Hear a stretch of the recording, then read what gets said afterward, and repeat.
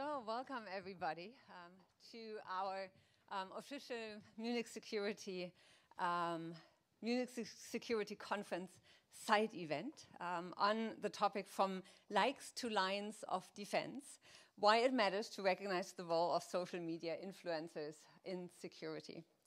I had the pleasure listening to Wolfgang Ischinger a couple of days ago when he thought about a few years ago when he was responsible and starting and took over the Munich Security Conference. And when it looked very different from what it does today. And he spoke at the Munich Cybersecurity Conference, and he told a little bit of an anecdote when he was asked several years ago if technology issues, if information issues, if cyber issues should be placed onto the topic of the Munich Security Conference. And he said back then he was very opposed to it because it did not fit into the closer definition of what security is. And he also said that those people participating, those defense people, military people, they would not listen to panels like this and they would leave. And he also then said, and he was wrong. And as you can see, and as you all know, our world has changed massively, not just in the last 20 years, but also in the last very few years. And the issue of information, the issue of information manipulation, and the importance of free, correct, just information for our democracies is becoming evident every single day. And that's why we were motivated as Aspen Institute to join the side events and put together a panel on just that topic. I don't know if you know the Aspen Institute. We sit in Berlin, Aspen, Germany. We belong to the bigger Aspen family, and one of our missions is bringing together people who might not necessarily always talk to each other, and then to work towards solutions. And this is why we do have also an influencer project where we brought together influencers from Germany and East Europe and Ukraine, and two of them are sitting right here, to talk about Russian disinformation and what can be done about it. And this is why I want to start this event with giving a big shout out to the two of you, because you came a long way. You just arrived yesterday night.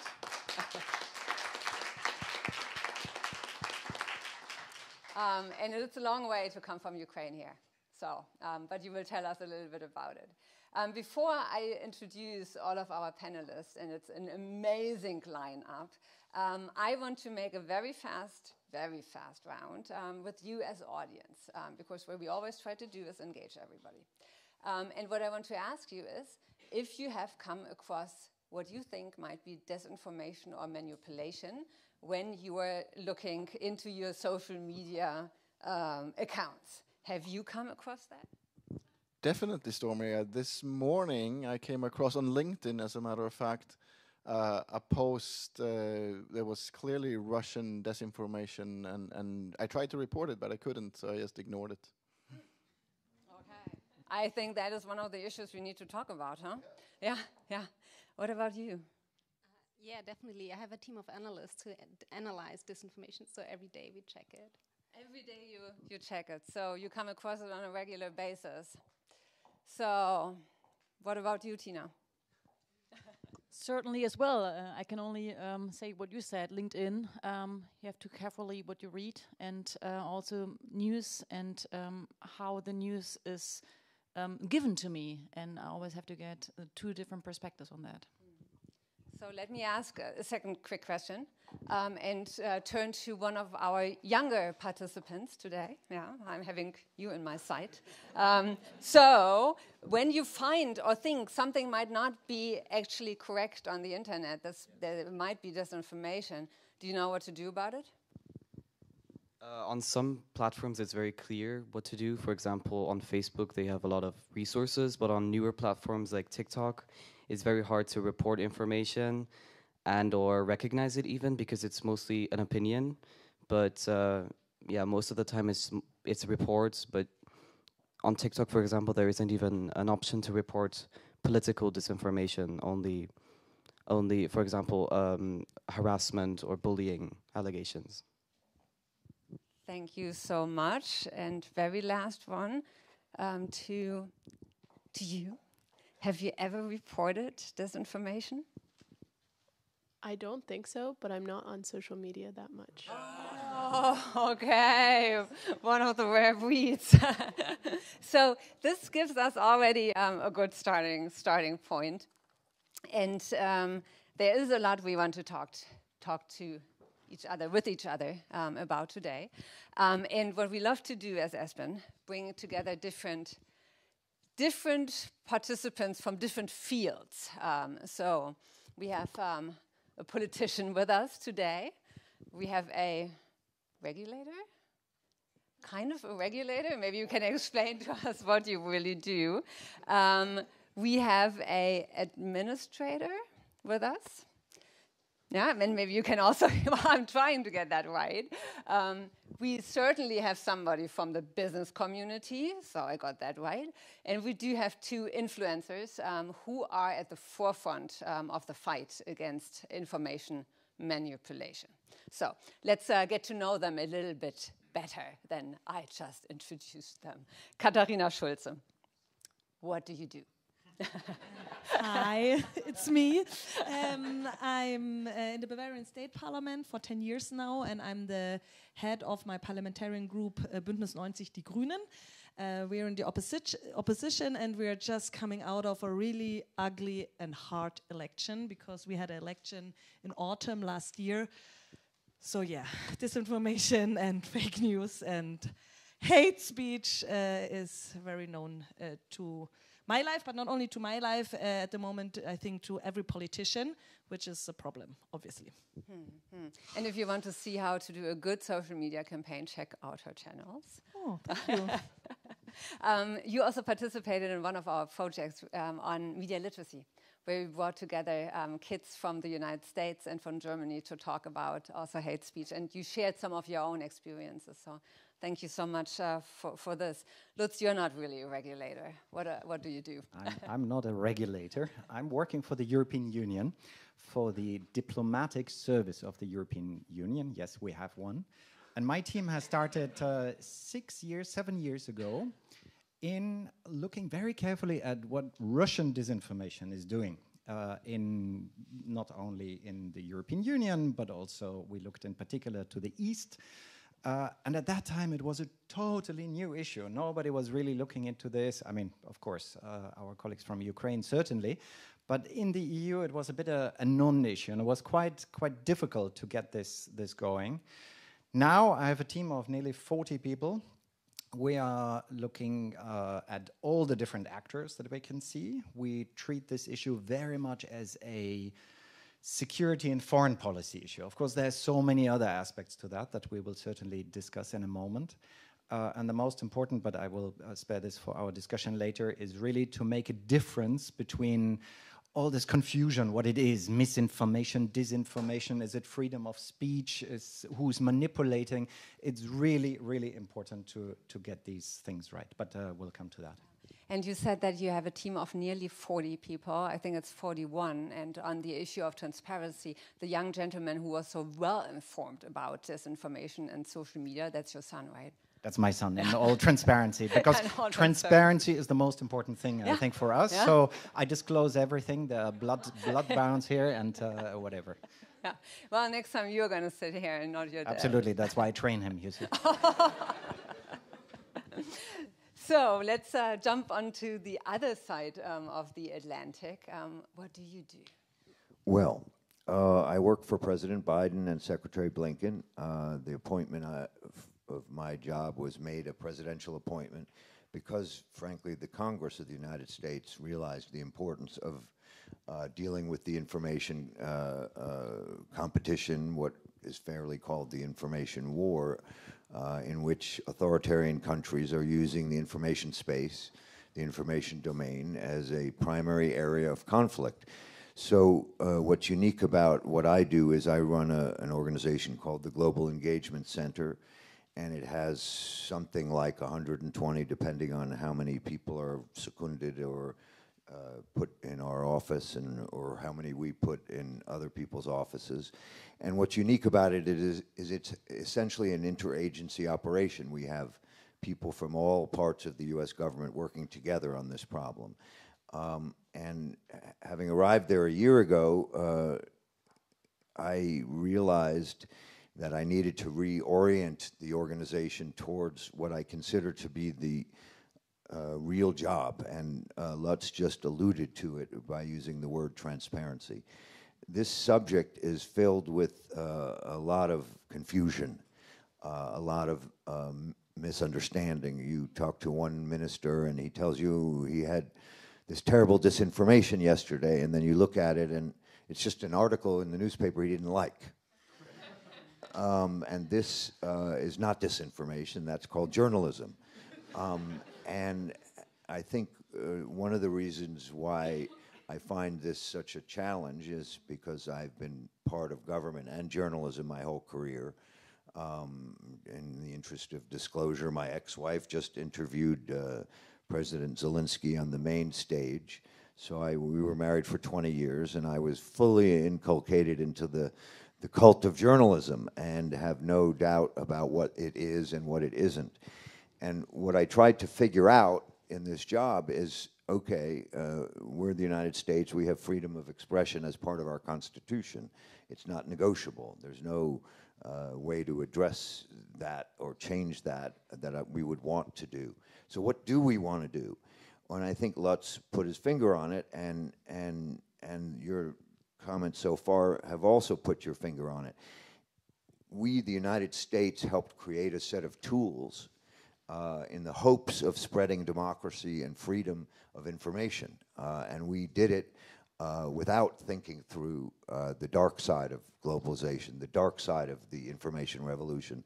We, the people in my in the administration of Barack Obama, say, were out there spreading Twitter and Facebook and all of these to countries around the world as a tool to give people an opportunity to express themselves freely in societies that didn't have freedom of expression.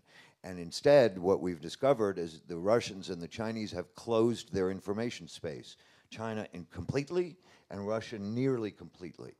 And so that means that they can operate in the rest of the world and do whatever they want and do whatever damage they can do, and we don't have the same reciprocity in their countries.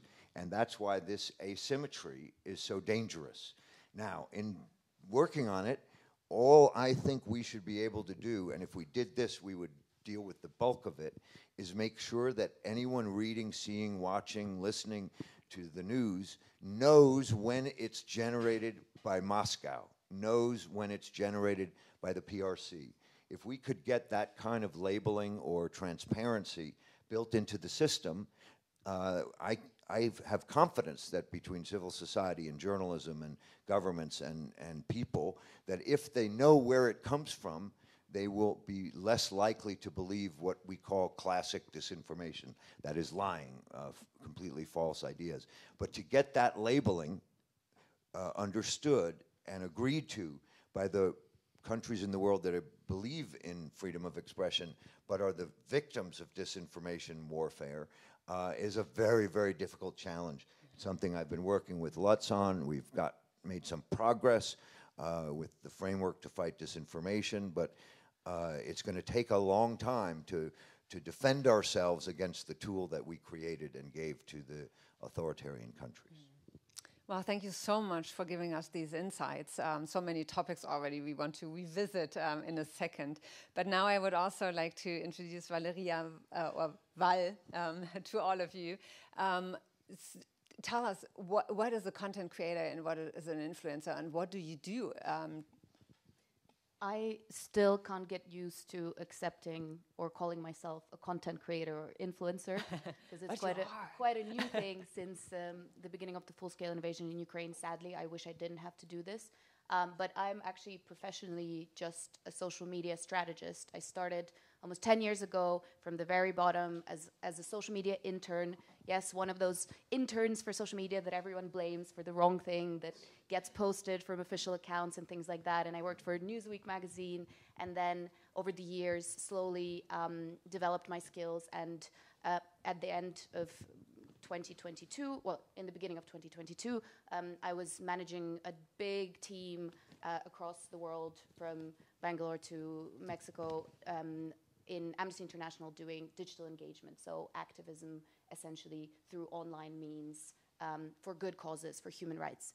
But with the start of the full-scale invasion, I had to use my professional skills that I acquired over the years and really spend most of my time fighting harmful narratives that we were seeing used against Ukraine to justify the invasion, that were spreading quickly, that were spreading faster than they were before, and that were used to directly bring in tanks into my country and missiles onto my cities, onto the cities that, you know, all of our, Yuliia still lives in Kiev, and most of my family is still there. So it was a matter of survival to start using the skills acquired over the years, but to protect my country.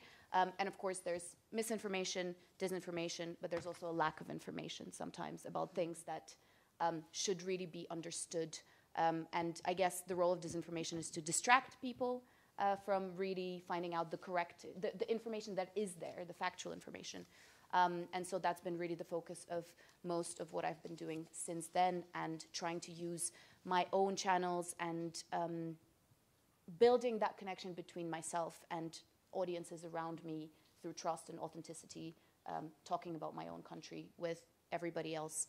And I hope that that has been useful to people around me, and I hope that I'll keep doing that. But yeah, thank you so much. And well, thank you for being here. Your channels are where?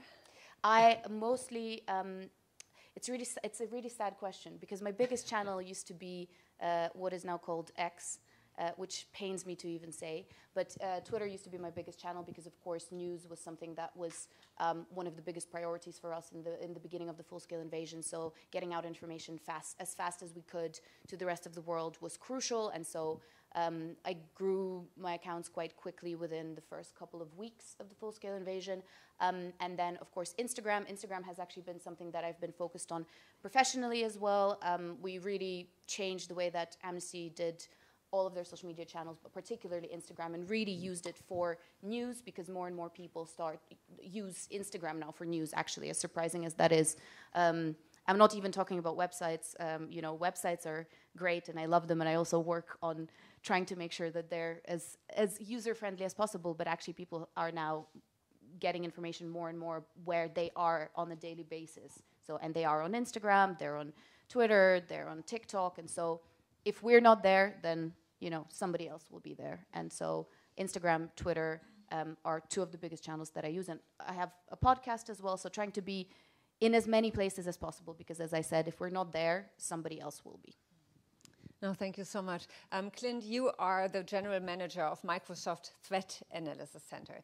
And at Davos, there was a polling this year, right, where misinformation, disinformation was identified as one of the biggest threats. So tell us a little bit about what you do. Sure. So I run a team of 30 that has been at Microsoft for about 20 months. Before that, we were a group known as Maburo, and we had worked on election 2016, election 2018, election 2020, election 2022 in the United States.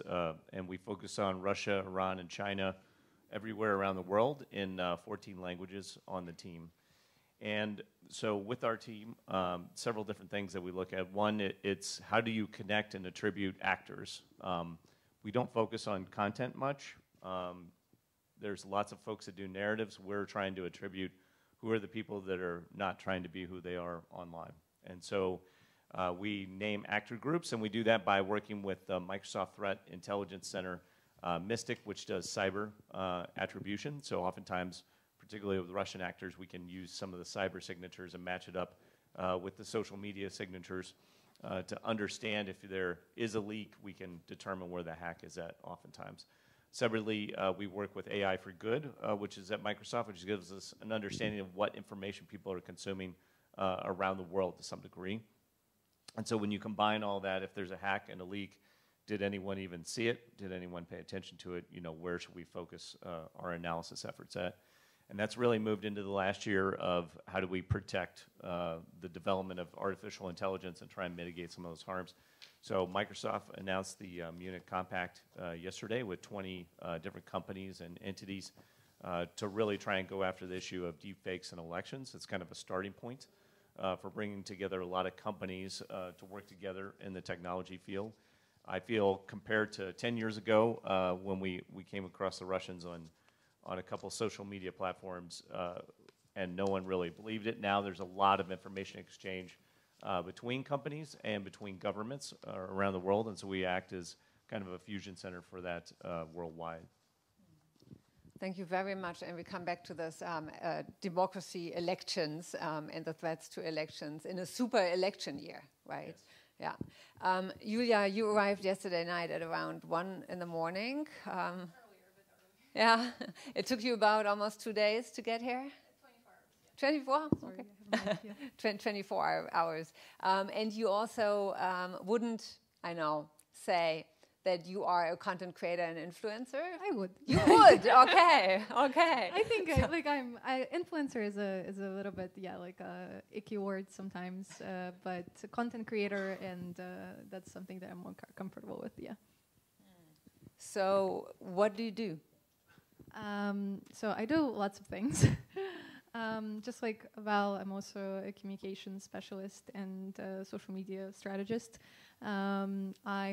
Everything I think started with my personal page, which used to be, as I studied abroad, I studied sociology at NYU, and actually the impact of technology was on society was one of my main interests during my studies, and I just had my little blog on Instagram where I would share information about study opportunities for Ukrainians in Ukraine. It was Ukrainian, and then as things started get really tense in Ukraine, and we had the feeling that something's going to go on, I think I really wanted to see at least my friends from abroad to share information on Ukraine, but not information that is just written by big publication, that's where some analysts who's never been to Ukraine analyzes the situation in Ukraine.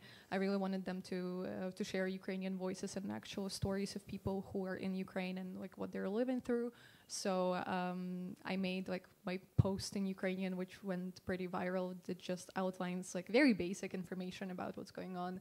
At that time, it was exactly a month. I think it was January 25th, 2022, exactly a month before the full-scale invasion, and it was just a mix of kind of news, what's been happening.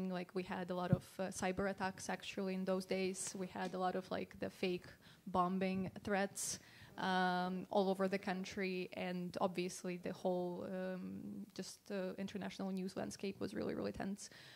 So it was that mixed with how I feel as a young person living in Kyiv, and that kind of blew up. It's actually how I met Val online as well through that post, and we became friends since then. And then later I started working for an organization that you might know called Javelin, which is actually a very interesting thing. Its social media side is an advocacy platform for Ukraine. But it uses exactly the tools that I think the Russians first started using than we did. I mean democratic society, the world. It uses memes, humor, and other kind of things that have way more potential to go viral and spread than just dry news on social media. And it also really makes a lot of fun at Russians, and I think they really hate that. So our founder is actually officially blocked, and not blocked, sanctions from entering Russia. And then on my personal side, I also engaged with a few news media organizations in Ukraine, just doing kind of more journalist work. And your main channels are? Instagram is my main channel, but also Twitter. I refuse to call it X. That's kind of a dilemma, but as Val said, if we're not there, somebody else is going to be there, so I'm still staying there, although something that we're probably going to talk about, the harassment and something that looks very much like bot attacks is even more and more intense, with every single month on that platform, so it's definitely difficult to stay there, but Instagram for sure. And you'll see on my Instagram, I think like it's a mix of like what you would call like a traditional influencer, like lifestyle content, with news, my experience of being in Ukraine, living in Ukraine, and just information about what's going on in, yeah. No, thank you so much. With this introduction, we already covered quite a bit of ground, topical-wise. To get us a little bit more deeper into the issues, what I need to understand a little bit better is what is it really when we talk about information manipulation or disinformation, what is it and who decides what it is? Do you? No, certainly not.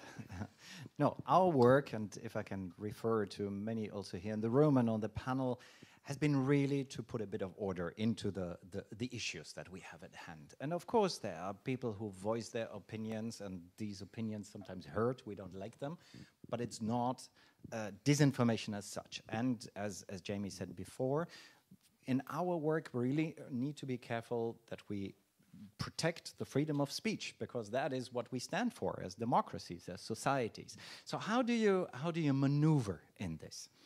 And I think Clint just said something very important.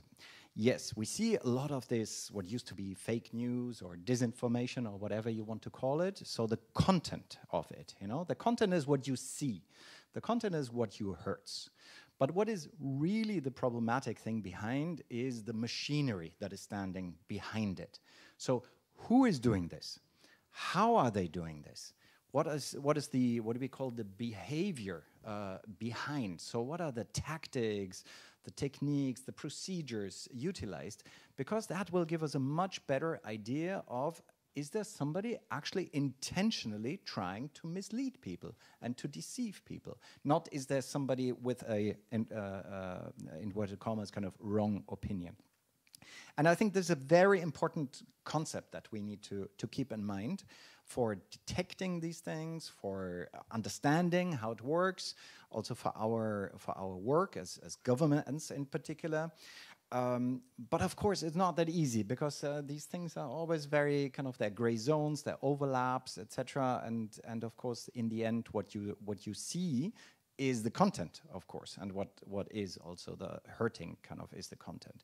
So important to make really this difference between misinformation, if there are wrong information out there that has never been created with any intention. That's also a problem for our societies. That's also a problem for our discussions. Think about health, wrong information, you know, people understand something wrong. It's more an educational issue, you know, where we really need to see where is kind of the information. Do we make it accessible also to people to find this? But we really have a problem if there are actors. They might be external, they might also be domestic, let's not forget about this, that intentionally kind of do this. And I very often get the question, is this totally new? Is this a new phenomenon? Of course it's not new. You know, this is around for decades, for hundreds of years, but the techniques have changed so much. And as of course the digital, and it's not just social media. I really want to underline this. And I think, Clint, in your previous job, you did one fantastic thing where you kind of mapped the ecosystem of the Russian ecosystem. And I think most of the... I've updated one in my bag. Okay, yeah, very good. Because what we need to understand is kind of this combination of different tools that are being used. Now I'm focusing, of course, on the external actors, and we speak a lot about Russia here because it's the most active, most prevalent, most visible actor there, and I think our Ukrainian colleagues can talk much more about this. But what is important is to see that this is not about information. This is not about the viewpoint from the Kremlin. This is about malign manipulation. And that's why I don't like the word disinformation, because disinformation is exactly what you just said. You know, somebody sees what Jamie said, you know, you see something that you don't like, oh, it must be disinformation, and I think Katharina knows a lot in politics about this. But when it becomes a coordinated, intentional, financed, organized activity that is using very specific tools, then it's something which goes into not only a communication challenge, but then it becomes really a challenge for security, for democracy, and for many other things. And we come back to what we can do about this regulation as well. Yeah. Before I hand over to you, Jamie, I wanted to bring in you, Katharina, again.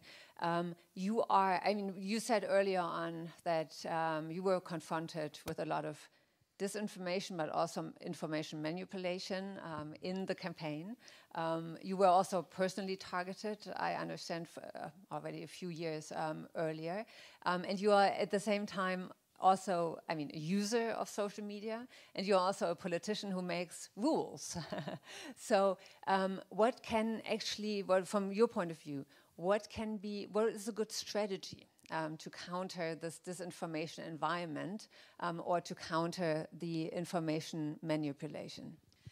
Unfortunately, there's not one idea which you should do and then make like this and everything will be fine. I think then somebody already would do that, but we need a lot of pieces put together to tackle this really big problem, because as you said, it's about people from outside our country or inside our country who want to destabilize our democracy. They don't want our way of living, freedom, security, and that's the whole point about it. So we have to do it on different layers. Now I'm in the state parliament, so like tackling big tech companies, stuff like that, it's not in my responsibility.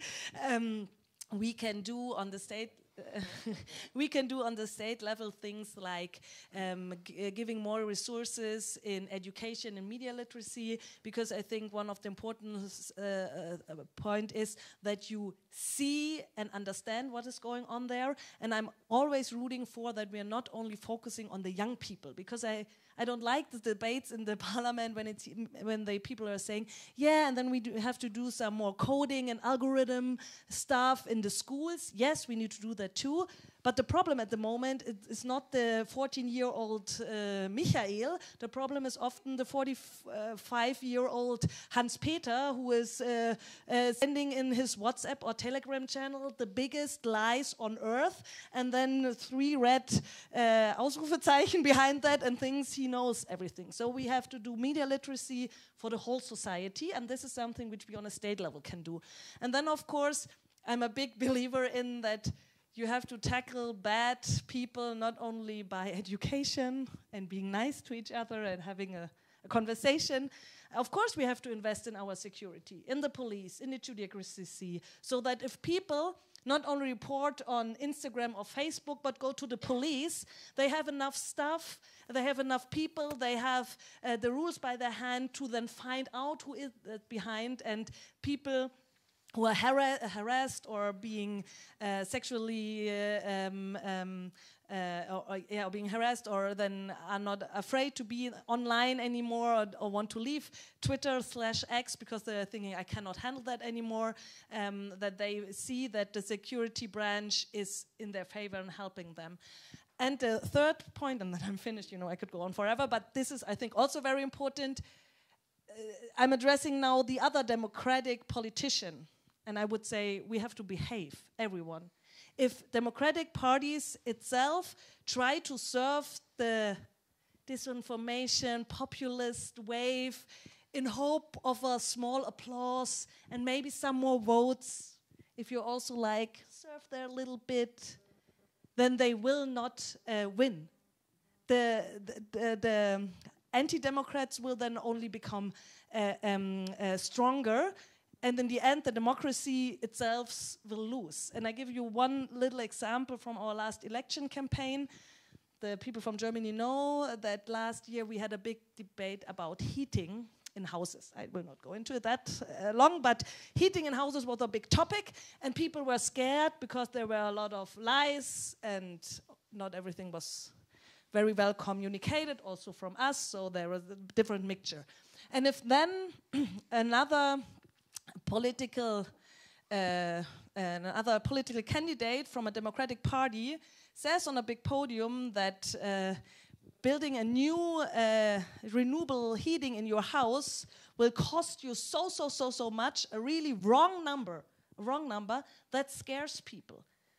So, and if this becomes the new norm, that lying or giving wrong information and then even not like stepping back and saying, sorry, I was misinformed, stuff like that, then how can people who are not political nerds and animals and read everything can have the transparency which is true and which not? So I think it's crucial, especially at the moment, that everybody, like every Democrats in every Democratic Party, works together against the enemy, and the enemy is outside. Well, thank you so much, and also for this clear calling on all of us, that we need to be just very careful in what we say and do a lot of fact-checking as well. You've been waiting very patiently because you wanted to jump in earlier. Sorry. No. Well, to do this job well, you have to be very patient, because this is going to take a long time to get all of us together to see, and by us, I mean the we that you referred to, the democratic world, is one we. Those of us who believe in a fact-based world is a we. Those of us who believe that the Russians invaded Ukraine with 200,000 troops is a we. And we is not just the government. It's people, it's journalists, it's government officials, it's civil society. It's, you know, one of the things about the war in Ukraine is that it is so clear. And you know, I've been involved in this business for 20 plus years. When we were involved in an information war with Serbia over Kosovo, it wasn't so clear. It wasn't one country invading another. It was the United States trying to prevent something horrible from happening. And there were you know, people on both sides who hated the war, left and right. But in this case, we have clarity. And if we can't distinguish between the truth and the lies in this case, especially in the last 48 hours with Navalny and the satellite issue and all of these things, I mean, what could be more clear? So what I would say is that my job as a government official is to prove when Russia is acting, when it's the Kremlin acting. You know, information war, Lutz alluded to this, has been going on for a long time in the Kremlin, through the communist period and before the communist period. The Protocols of Zion came out of the Tsarist period. So this is not new for them. And most recently, what are the things we've done, which I'm proudest of, was last week, we were able to reveal unique information, and you can imagine where it comes from, that the Russians were going into Africa, that a former, someone who, Christo Gratsev and Bellingcat declared as an FSB agent. I'm just saying that's what he said. I didn't say he was an FSB agent. I just repeated what Christo said. And he's deterring Africans from getting American and Western health care in Africa. So that means that people aren't getting health care. They're going to die because of this disinformation. The Russians don't care. They are trying to feed off the biolabs issue they couldn't make success in Ukraine, and now they're trying to take it to Africa and hope that they can make progress. So when I know that I can get the US government to sanitize information and reveal the operation of Russian intelligence services operating in Africa, that's our contribution. That's where the US government has some unique information. And if you put that together with America's desire to build a coalition, yesterday the British government and the Canadian government and the United States announced the framework to fight disinformation is the first step in building a coalition of we. However, we are going to define it, and we kind of know who we are. We're the ones that don't want the government, whether that's the PRC or the KGB or the Kremlin, to insert themselves into this world without admitting it. The Russians and the Chinese are entitled to their opinions. They should be able to transmit their justifications, their arguments. But when they do it secretly, covertly, when they hide their presence, whether as an influencer they're paying for, obviously neither of you are those, but that happens to American idiots in China. They go there, they're paid by the Chinese, and they start broadcasting all the wonderful things that are happening in China and nothing bad. And so I think our job, we, all of us, is to make sure that when it's generated in the Kremlin when it's generated by the Communist Party of China. You know, think about it. Communist Party's lifeblood is propaganda. That's what a Communist Party does. So this information warfare that we're being subjected to in the West is something they do naturally. They do at the highest levels every day. Same with the Kremlin. Now we're having a panel here at Munich. It's a side panel, and we're talking about information war. When this is on the main stage, when President Biden and President Zelensky, who does try to bring this up, and others are talking about the information war as a main stage issue. You talked about Wolfgang Ischinger not wanting to do this 15 years ago. Now he knows he was wrong. Well, when this becomes on the main stage, what Russia and China are doing, then we will know we have made progress. They called him a prophet in the desert because he was pushing this 5 years ago. And now I'm trying in the last year to figure out how to unite the forces of the U.S. government, which have unique information, and use them. We did it in Latin America, where we revealed a Russian operation that was designed to do the same thing in Latin America, what they are failing to do in Europe, which is persuade people that this invasion is somehow justified, or is not an invasion, or something, or is by Nazis. You know, I mean, it's just madness.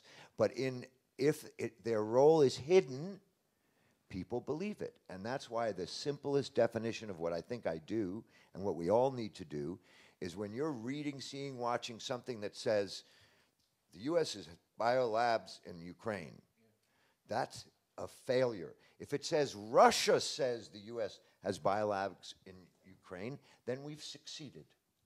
Because those two statements are different. The first one, people will believe.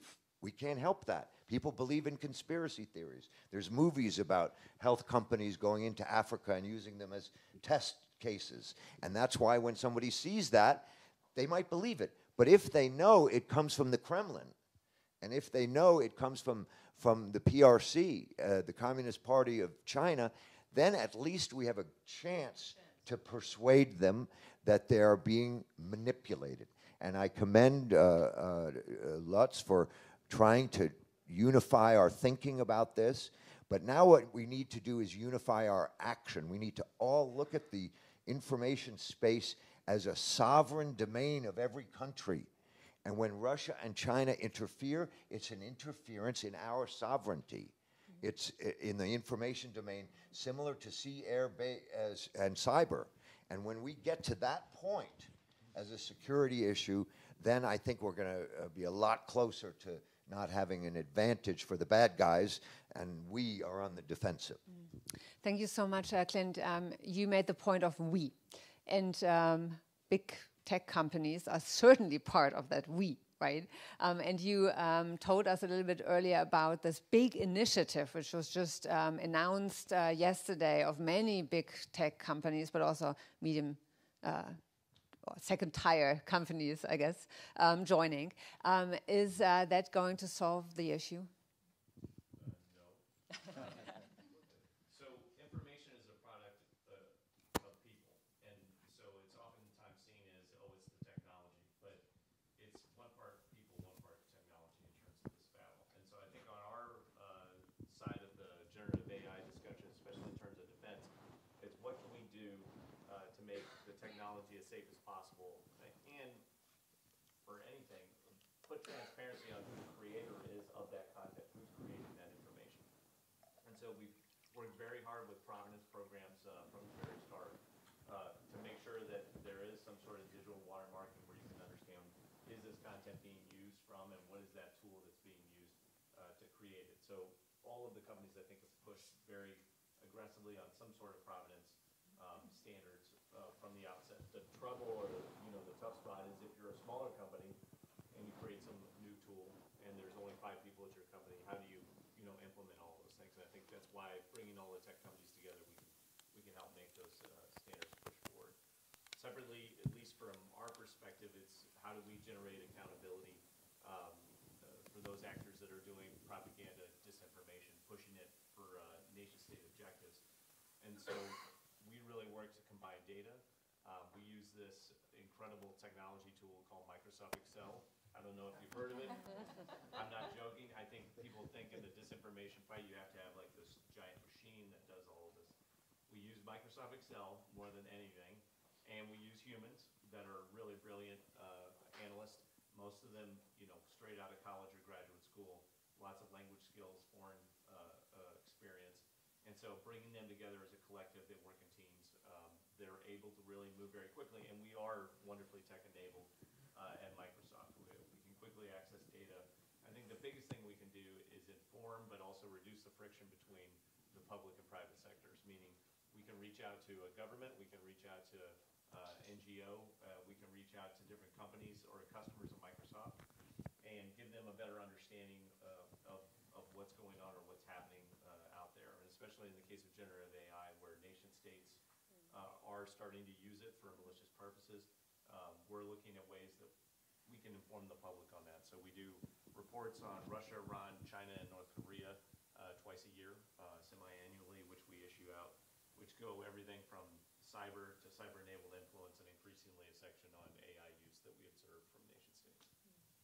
No, thank you so much for explaining that to us. I would now like to ask Yuliia and Val to tell us a little bit more about how it actually is to be on the net, to influence, to encounter information manipulation, and then also tell us what you then do about it. Maybe we can start with Yuliia. That's a very difficult question. I think we can talk every day about a whole day about it. Social media, I think for my generation has been kind of like a defining thing in their lives. I grew up when it was still healthier, if you could call it like that. I think I remember I started using Instagram in 2013 when it was still kind of feed with flowers and food, and that's it. And you wouldn't talk about trolls or something. The same with Twitter, I think. Yeah, I remember it back in the day when we were trying to make hashtags go viral about I don't know, a music band we liked.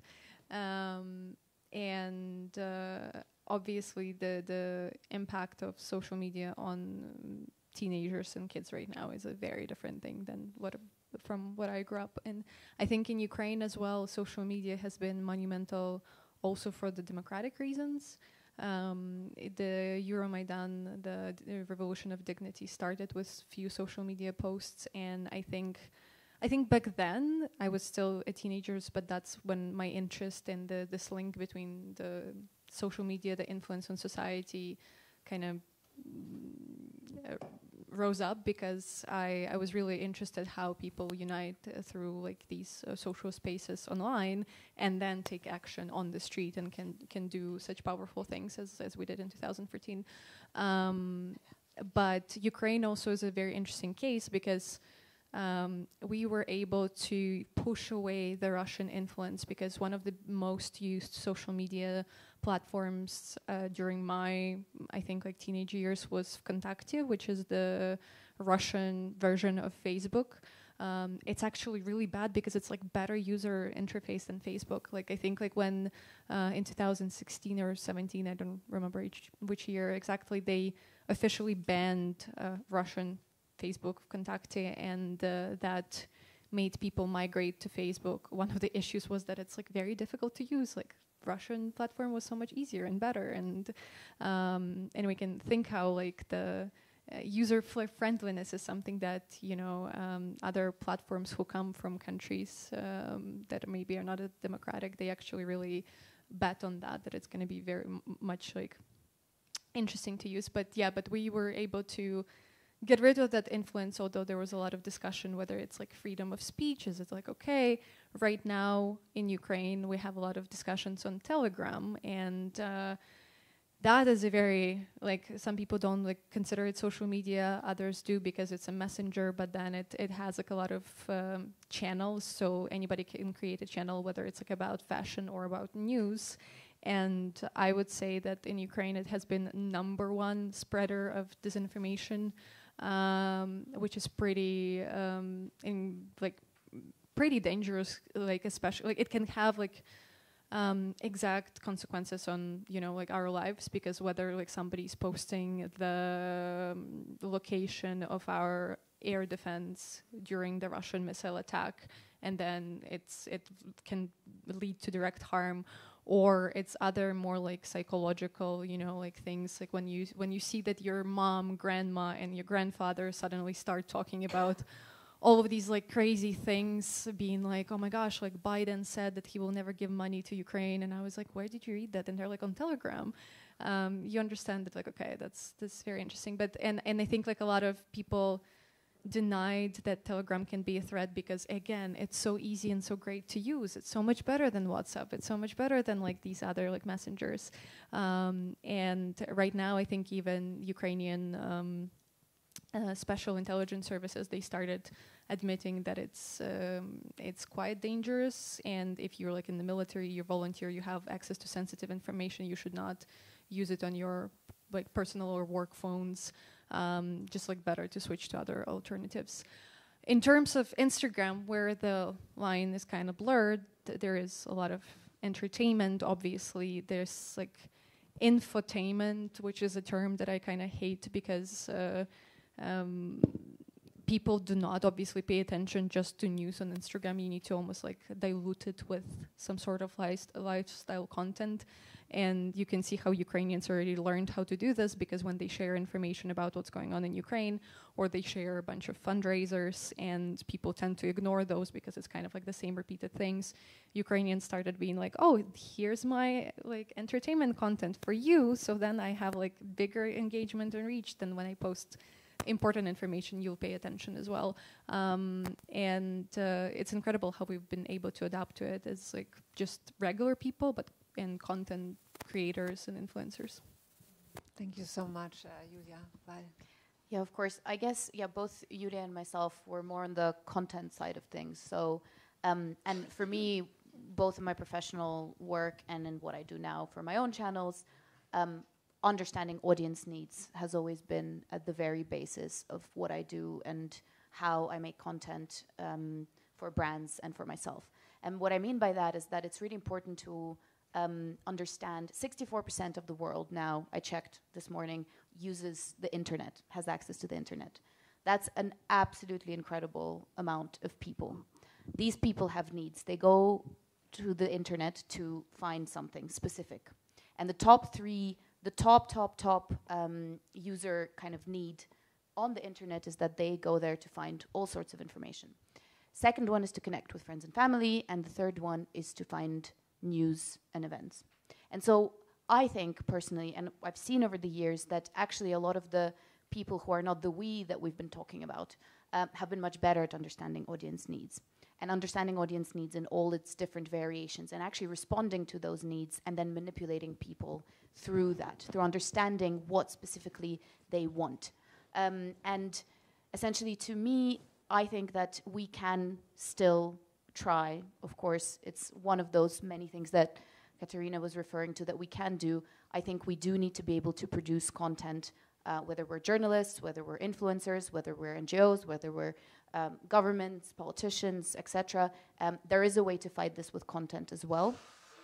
It does go down to being sometimes a little bit more experimental and allowing people to test different things, be agile, adapt, and basically adapt content based on how you see it perform as well, in a way. And I know that that might sound weird, because in a way that's what actors that we don't agree with also do sometimes. They see what people respond to and what they don't respond to, and then essentially make sure that content responds to the needs of specific audiences. But essentially, it all goes down to that. But also specifically, I think something we haven't spoken about yet is also the kind of the psychological effects of a lot of these disinformation attacks on people who do use the internet, people who do have the morals and the fact-based approach to information and to the world in general. And I remember that even though I've spent most of my career, dealing with all sorts of things on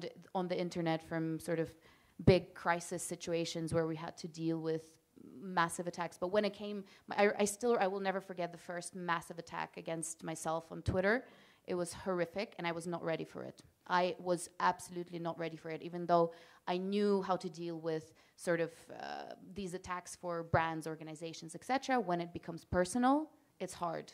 It's really hard, and it's even worse for women than it is for men, because trolls and whoever tend to get really nasty and specifically use a lot of derogatory terms that just silence women, silence people who try and do something that is fact-based and that is based on morals. And there were a couple of moments when I thought to myself that I don't think I can do this anymore. But I just wish that there was more that both companies, tech companies, and legislators could do to protect the safety of the people who do believe in the fact-based approach to information and do believe in the democratic values that we all are talking about here now. Can I just add one thing, because you were speaking out of my heart. Thank you so much for that, because I totally agree with you. We should not like leave the social media, because we have the feeling, oh, everything is crazy there and it's harmful. But it's easier to say if you, for example, have a staff, or if you went through some shitstorms and you have like a bigger a shield. But if you like just take politics, we say even if you're on the communal level in your little city, it's important that you also talk about what you're doing in your Gemeinderat and what you're working for. And then the hard other side kicks in because of the disinformation, because of also controlled attacks. These people were overthrown with hate speech and stuff, and then they are very, very alone. And if you have that 1 or 2 or 3 times, or if you're little kids or family, you're thinking about, shall I do that again? Shall I really run again voluntarily for my Gemeinderat in my 400 inhabitants city, where I'm sitting 3 nights a month in this city council hall for nothing and try to talk about the new bicycling line? Shall I do that? So it's also there, I think, 3 sides. First, the security branch, police, etc., have to be trained. We have to have enough staff. So if somebody from this level goes to the police station, they feel that they are understood and that something is happening. And the second, of course, is also we can fund from government side organizations who help these people go on the lawsuit line, or just be there, get a hug. Because if you never did something like this, nobody knows how it felt. When I had the first death threat, I think even my family didn't really, I mean, they were very concerned, but if you never had that, you don't know how that feels. And if at this time somebody would be there who just like said, okay, in 2 or 3 days the wave is away and then life goes on and we can do that and that would help, and that we could also do from political side. And the third thing, and they're looking at the tech companies, I think from my personal view, the law in the country you're living in is not only in an analog world, but should also be in a digital world. And I know a lot of stories from people who reported and nothing happened. And that's something which also is totally frustrating, and I think where we should go on. I also want to bring in the audience in a second. So I know that, Lutz, you really wanted to say something about this, but then I really, No, just very, very quickly, because this is such an important point that we have seen now, that the defenders, from society, like Yuliia, like Val, like many others, like politicians, they become more and more the target of these things. And if we look at the big state actors that Jamie and I specifically look at, but also domestic networks, etc., it is a new tactics to denigrate, to dismay the people who actually fight for, fact-based, for, well, I don't want to use the word truth because it's not an objective term, but who actually want to be transparent, And that is something I think for politics, looking to my right in particular, and of course there's a big debate in the EU, that's very, very important. But you want to go to the... Jamie, quick. Yes. So I'm going to say something now that the people who work for me are going to hate. So I think most of the worst parts of the internet come from the anonymity and the attacks on people, the horrible things said to women who stand up, the crime, are all facilitated by the fact the internet was created from lefties in California who were trying to create something that the government couldn't be knowledgeable about. And if you know something about the original days, the original constitution of the internet was written by Grateful Dead hippies who wanted to prevent the government from knowing what they were doing. And so they created an anonymous system. And it's the anonymity that allows people to get away with doing the horrible things they do to you if their name and address had to be on it when they said these horrible things. Now, some of them would do it anyway. I'm not saying it would fix it. But so much of this comes from anonymity. Then there's another side that says, oh, we need to give the anonymity to those who are oppressed in Burma. And if they don't have anonymity, then they can't report abuse from their governments. But I would submit that there's got to be a technical solution to this anonymity problem that enables bullying, it enables crime, cybercrime, and enables the abuse that you all have suffered without eliminating the chance to have those who are suffering abuse still find a way to get through. In my day, I'm so old that it had to be, you had to write a letter to a newspaper and you have to have your name on it for anyone to notice it. And believe me, it was less bad because their name was on it and they lived in the hometown. And if they said something truly horrible, their neighbors wouldn't want to talk to them. But this new system that was created was based originally on anonymity. And that's what has enabled not all of the problems, but a huge number of the problems. I really want to bring in the audience. I know that I do have a wonderful group of speakers up here who are all kind of wanting to jump in. But now it's time because we only have 20 more minutes. And I would like to collect a few comments. So please, and always say who you are. And sure. Well, my name is Rodrigo Aguilar. I'm Senior Advisor for Latin America for APCO Worldwide, an advocacy communications firm. My question is regarding in Mexico particular, we have a war that we're losing against drug cartels because they're very smart getting social media and propaganda to get grassroots support. So basically now it's cool to be kind of like a narco, be dressed as a narco, especially with young people. So my question is your thoughts about how to overcome, because we're advising the Mexican government to overcome this. Is a war that we're losing, and your thoughts about this. Thank you. Thank you so much. Yes, please. Thank you. I'm with the Young Transatlantic Initiative. I'm Eli Castagnier, and my question goes a bit to turn around the topic. We've always, or throughout the conversation, we've talked about what bad happens, what is bad because of all of this, but I want to look at maybe the chances, because we have two people sitting here on the panel that have turned this whole conversation aspect of disinformation, misinformation into their agency, into something that they can act upon, that they can work on. That, and I wonder how to get this kind of resilience in the population spread through people like you deeper, both on a practical level, in your case, how to actually get into a position and do that, but also on a legislation level of how to create the foundation that people are comfortable and willing to step into those positions to say or combat misinformation. Thank you. Of course, sometimes you have to be brave, right, to do so. Okay, Thank you. I'm Yichao from Phoenix New Media. I came from China, so maybe I'm only guy in China. But I must admit that China is not as good as Russia in disinformation. And so Thank God. Yeah.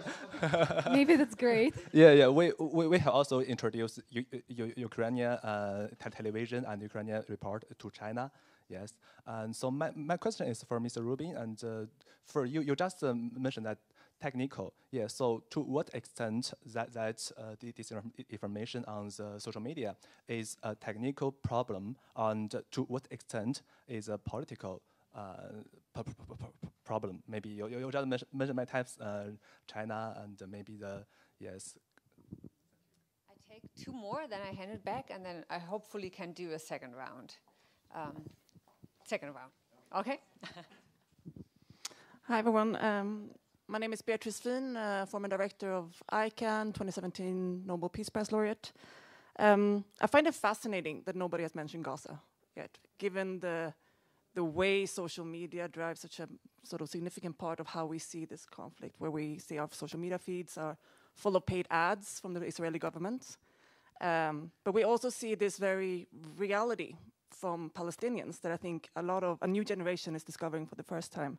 We see people like Motas, Bisam, these journalists, young people, showing the reality.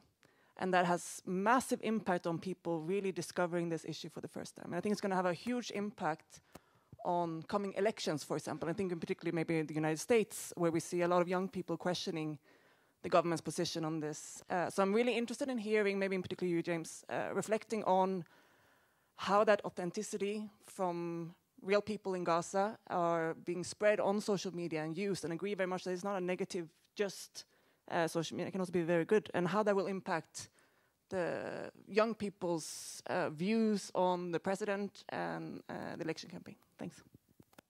Thank you so much. And I think we can stomach one more, right? Thanks very much. Paul Hennemeyer, I'm an energy executive, but obviously cyber comes into things. Just very quickly, if you haven't read it, there's a great book that came out about 10 years ago called Nothing is True and Everything is Possible, written by Peter Pomerantz, a Russian journalist. And it's very disturbing because the idea is not to create a counter-narrative, but to create so much confusion in people that they disengage from society. And I think 10 years later, it's coming to pass. James, you mentioned a point earlier about China building the Great Firewall. And I sometimes think, as long as our openness is what's being used to attack us, is there anything technically we could do? Could we create a we internet for the we guys and girls? Yeah. And I think this is especially, looking towards the two big elections coming up on both sides of the Atlantic, European Parliament elections and US elections. We need to walk a fine line, right? I think I heard you, Lutz, saying one time, if we say there's a huge risk of the for the democratically based or base of the elections, and they're all going to be rigged, and it all is not going to work, then people are not going to go and vote anymore. So we also shouldn't give the impression that our democracies aren't working anymore. So it's a fine line to walk. So I come back to our panel. Who would like to start? Well, I'll start. Okay. That was very fast. I heard 3 questions directed at me. Let me start with the hardest one first, the firewall question. Look, there's a debate in government and in intellectual circles about the relative advantages of using the openness created by these tools versus the protection and the security question. You could create a system in which you demanded certain requirements from the Russians and the Chinese to participate in our internet, namely, go through the list. If there's a cyber crime, you have to investigate it. You have to punish those cyber criminals. Go through a list, the way we do with money laundering, the way we do with terrorism. The best analogy to what we're doing here is terrorism, where you create a coalition of countries that believe in the we and say to the others, until you've met our standards, you can't participate. Russians and Chinese want to participate in and get all the benefits, but don't allow us reciprocity. So you could create that. It would be hard, but it's not a crazy thought if you believe that this security problem is as bad as I believe it is. But there's a range of views about what damage you do to those people inside Russia and China who want to have a voice, and to what extent you would create a block system and all sorts of geopolitical questions. But it's not a crazy thought. So I've done nothing more than say, interesting idea. I was just going to answer my three and then move on. Okay. Gaza, you know, my ex-wife, Christiane Amanpour, did this in Haiti. She did this in Bosnia. She did this in Somalia. She did this all over the world. There's nothing new about what's going on in Gaza by social media. The CNN started by bringing to our attention in the world all at once, one world, the facts of what's going on the ground. That's how it started with the Gulf War. The problem now is Prigozhin. We didn't see what was going on. We used to watch Tiananmen Square. The whole world watched it. Yeltsin on the tank. The whole world watched it. This time, we didn't watch it. We saw it through telegram channels, interpreted by people on TV, because Russia and China are not part of our world. And so as much as I understand your point about Gaza, TV has brought us wars before in much more dramatic ways than I've seen a lot through CNN what's going on in the world. As far as the election, I can't comment for obvious reasons now, but really fast. The Chinese government sees information warfare as part and parcel of its policies. Because communist parties see it that way. Propaganda is the lifeblood of communist parties. So they spend billions and billions of dollars and enormous efforts in this area. Whether they're good or bad at it, they spend an enormous amount of money buying up tools, buying up papers, buying up people, influencers. And we are just getting started to deal with that problem. Well, thank you very much. I'm now going to do something which the other panelists might not like so much, but I'm going to go back to the audience to bring in two more, because I fear otherwise we won't have a concluding round. So I saw you two raising your hand so early, and that's why I really wanted to bring the two of you in. Thank you. Hi, my name's Joe. I'm with the IYTT, the International Youth Think Tank. And I just wanted to kind of pick up on something that you'd said, Valeriia, about, I'm kind of paraphrasing, but a slight discomfort at using methods that appear similar to Russians or Chinese or anything of that sort. And as well as something you said, Jamie, at the start about an information war, that phrase, that a lot of what has been talked about today appears quite defensive. And I wonder if there's an aspect, even thinking of someone like Navalny and his use of social media within Russia itself as an information spreading tactic, whether there's capacity or potential for a more offensive approach in this information war. Yeah, thank you. Taking the defensive to the offensive, and from the debunking to the pre-bunking. And maybe, Lutz, you can say something about this then as well. Okay, and one last question. Thank you. My name is Thorsten Beigel. I'm the CEO of Altenio, a think tank in the midst of AI and psychology and philosophy. And my question is to the influencers: if X has failed, or Elon has failed in his 16 months battle to provide freedom of speech and to reduce bots, and if you think this is permanent, or if you see any chance that Elon may succeed and that is still a relevant platform. There's a really fast question to that, answer to that. Yes, he's failed at protecting us. I don't think he tried. I think like the point was that freedom of speech was never his goal. I think that's the manipulation of terms is something that we also haven't talked about, how the other side uses the terms that are really close to our hearts. Sorry, I'm just jumping in, but like it uses the terms that are really important to us. It's the terms that we found our democracy or society or freedom. we can see how the other side starts to use them more and more to abuse all of those freedoms, to abuse and actually bring a real threat to the things that we really value. So I think to answer your question, if Twitter is X, whatever, is a relevant platform, I think for as long as we can like physically be there, I think there is still value to be there, because you're still like disrupting the echo chambers that like the bots and the malicious actors are trying to create. It is way more difficult on the individual level, but I know that I have like representatives of NAFO here, the amazing grassroots community that has been tackling as well Russian disinformation on X specifically, and I think that's one of the ways to as well to approach that. Yeah.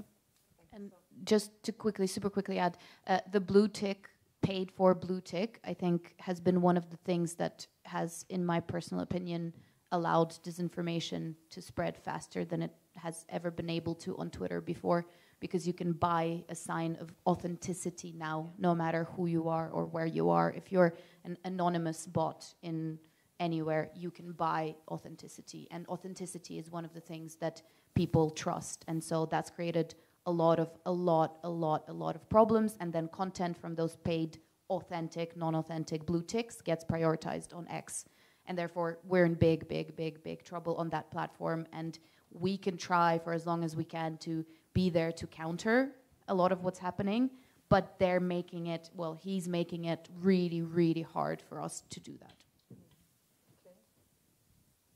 I mean, in terms of Twitter, it's everyone's choice as to why they want to be there.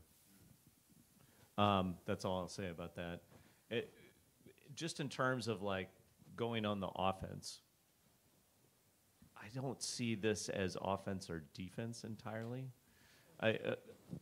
As somebody who was in the Army for a very long time, the notion of information war is a little goofy to me. It doesn't quite work with how I was trained. I went to the military academy.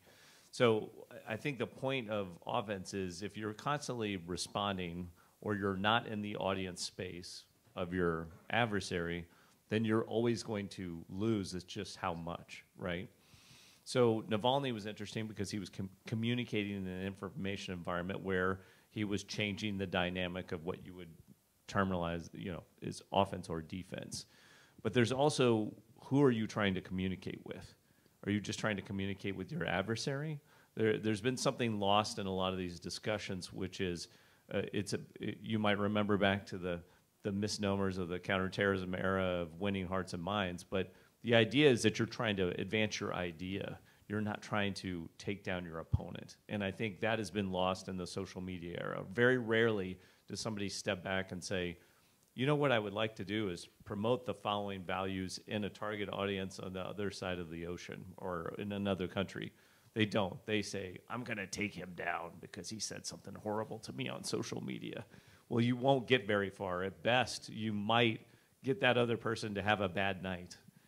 But in the end, what have you achieved, with that? And so that's why the idea of values and principles, things like democracy, pushing those into a target audience, that has to be the ultimate objective.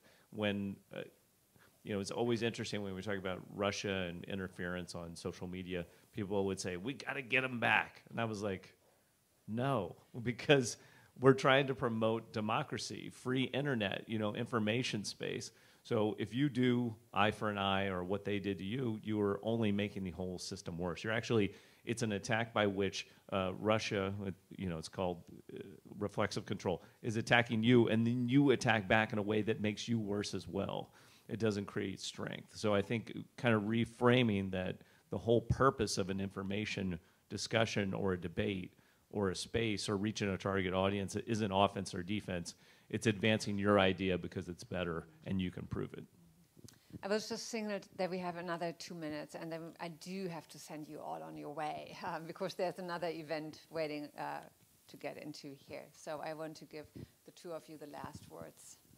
Shall I start? Okay, I just want to say two aspects. First, a little bit positive, because sometimes I have the feeling on myself a little. Everything is exhausting, and sometimes you could be like laying in bed and put the blanket over your head because everything's kind of crazy. So let's say what is positive. Positive is that we are talking about these kind of things. It's like 2 or 3 to inform people. Yeah, and the second thing I wanted to say, because it really resonates well what you said, people go to social media with needs. So maybe the we should also be better in addressing the needs of the people. So it's not an easy world. There's a lot of going on. Climate change, digitalization, war, etc., etc. So let's talk about how the world could be, like give an idea of how it could be as well, and maybe we should do good politics, of course. I mean, that's the core line of it. But then also be proud to communicate it with a more maybe positive approach. I think the saying Mut geben statt Angst machen, giving hope instead of fear, that resonates with me, and I guess with a lot of people in our society as well. And maybe we should approach them more than talking about all the hater and loud people and people who want to destroy our society. 60 seconds. The most important is that we don't fall into the trap of fighting fire with fire. And I'm totally on Chris's side here. If we start to use the same techniques, the same deceptive kind of ways, if we also want just to flood this space and we don't care anymore about our values, we're lost. Because that is then just a kind of a tit for tat. And that's why there is an asymmetry, but we can tackle it even with this asymmetry. And we heard already the word transparency, for example, which is so crucial. So there is hope because, Katharina, you said this before, there is never just one single answer that we have. We need to think very broad in this one. We spoke about it as security, as a democracy issue, as an education issue, as it has many different facets. We focused a little bit on the security side today because that is kind of also a very important part of it.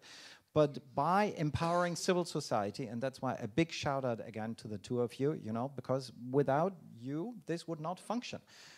This is the most important. And I think for us as governments, we need to find better ways of supporting this infrastructure, this fabric, in our societies. And then kind of last thing is, of course, regulation as well. There need to be rules to the game in there.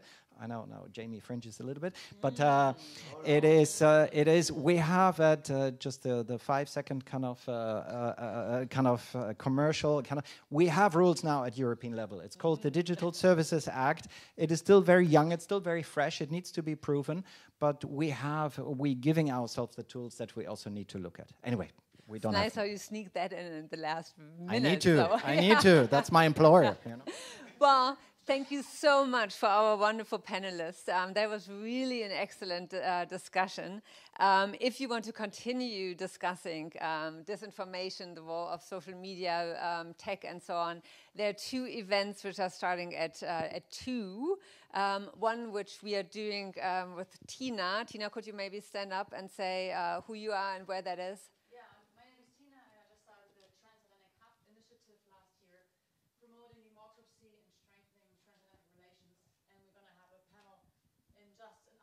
At Strategist at the Mindspace, if you want to join us. We have some other distinguished guests and some of them who have been here today.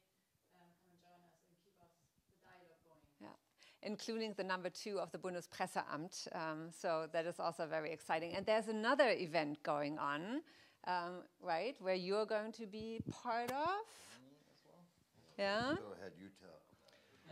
Well, we talk about exactly the issue of this information manipulation as a national security, as a security threat, how we need to tackle that. And in all transparency, we also have our Canadian colleague, Tara Denham, who has been involved in this for many years, and a very dear colleague who has done a lot of work in this. So just a bit of advertisement for that. So please join us. This all wouldn't have been possible here in our project without the strong support, also financial support, of the Foreign Office. So maybe you could stand up, and we also give you an applause for And last but not least, I mean, we also want to thank the Amerikahaus for allowing us to be here, and also the MSC for selecting the side event to put it on the stage. But who I really also want to thank, this is my wonderful team, one of them who keeps holding up the signs. One more minute, half a more minute, but who really put this together. Molly and Annika, come up here because you are doing all the hard work and you need to. So thank you all very, very much, and I hope to see you soon again.